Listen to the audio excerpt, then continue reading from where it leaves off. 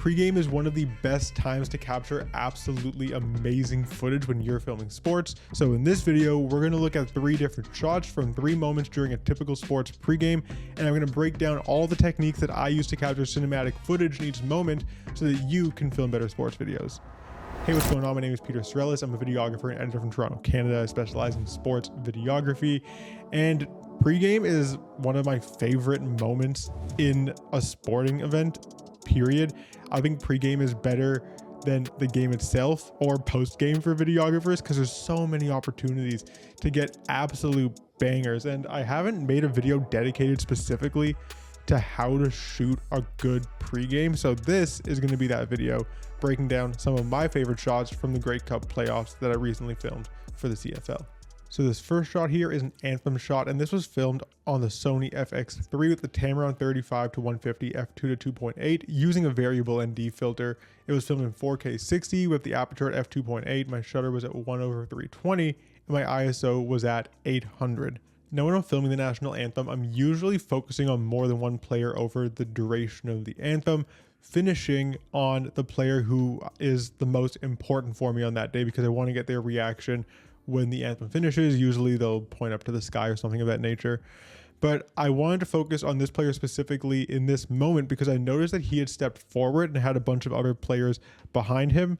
So I was going to be able to get really good depth of field, and you can see that that background is completely blurry. It's really shallow, and that's one of the things that I look for when I'm filming the anthem is players who I can either get good foreground elements or good background elements that are really blurry so that the focus is right on them.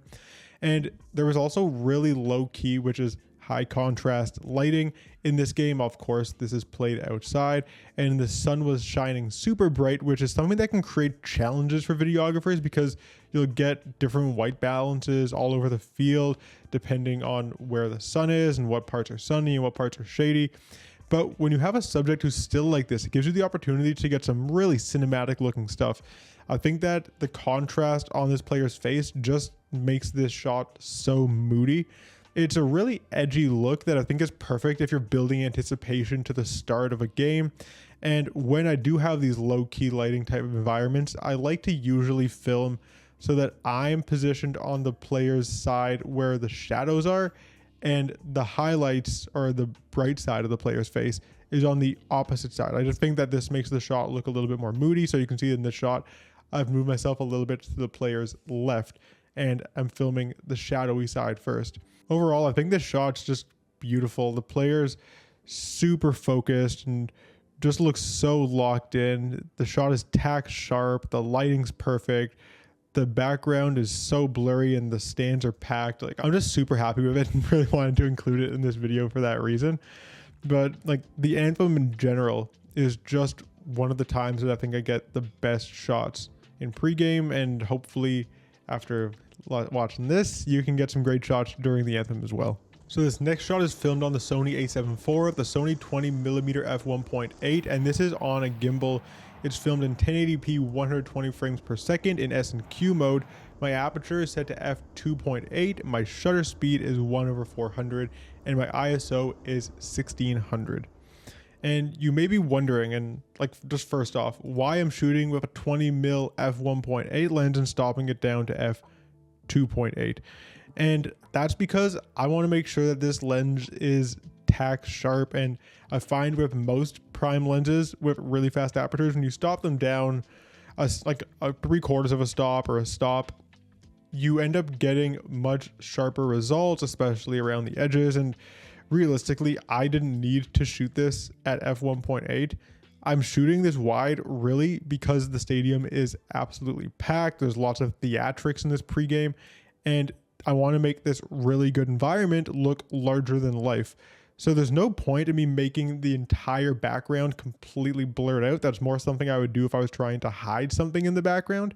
I'm okay with having shallow depth of field, but still allowing people to notice what's in the background. I want you to look at this shot right here and see that there's fans over here and there's fans over here, and it's totally packed. That's a good thing for this video. Now, the 20mm is probably, well, it is the only prime lens that I really own, if I'm being honest, but it's probably my favorite lens for getting creative shots. I feel like every time I film a pregame shot and I'm like, wow, that's awesome. It's using the Sony 20mm f1.8. And I think that's just because it's using a focal length that most people don't think to use. I feel like there's so many 24-70s and 35mm primes and 50mm primes, obviously.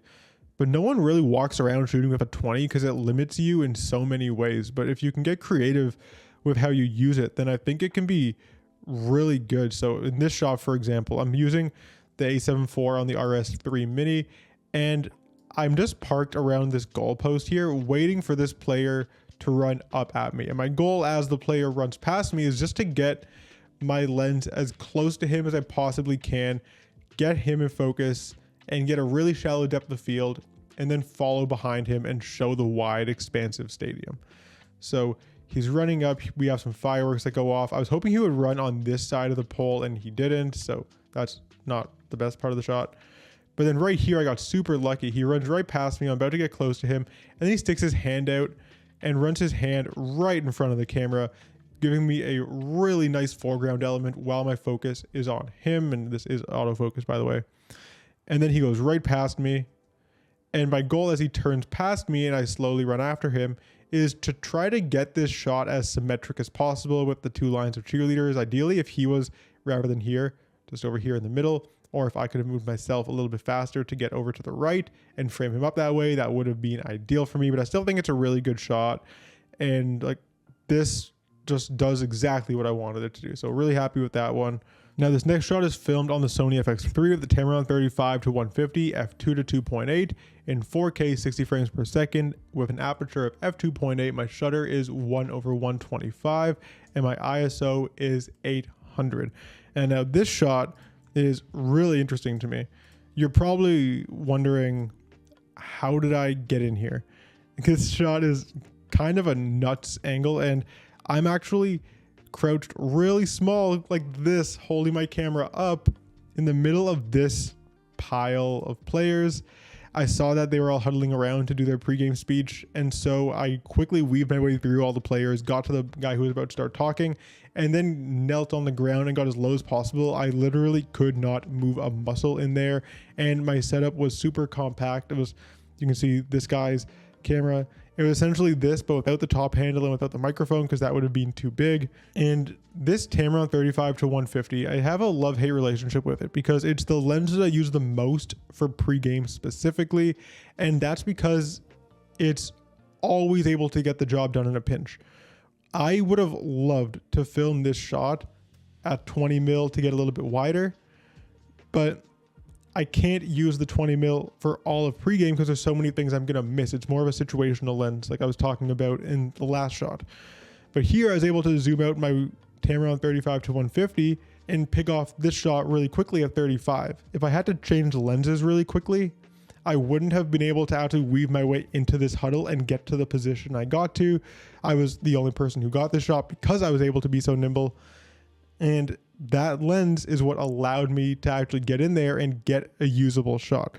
So although it's not the best shot, it is a good shot. I actually wasn't filming this in S&Q mode. I do a lot of my pregame stuff in S&Q because there's loud music playing a lot of the time that's often copyrighted and you're not able to use it in your videos. So there's often not a point in capturing audio for a lot of pregame stuff. So I'll just save some memory and use S&Q mode.